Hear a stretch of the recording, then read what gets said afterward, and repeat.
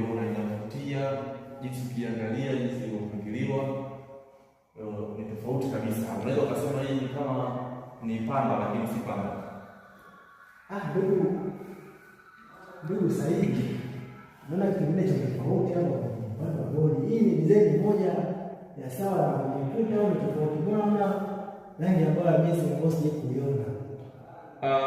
Hii nayo pia kwanza hapa ni beni, sehemu ya kulia. Kwa hiyo ni sehemu ya kulia, hauwezi kuweka sawa sawa na center, inabidi uweke vitu viwili tofauti.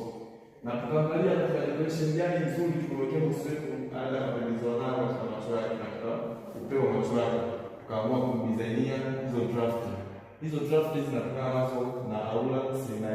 Kama nilivyokuambia, Tusaka Finishing Zone Limited tunatengeneza design mbalimbali ikiwemo hiyo draft.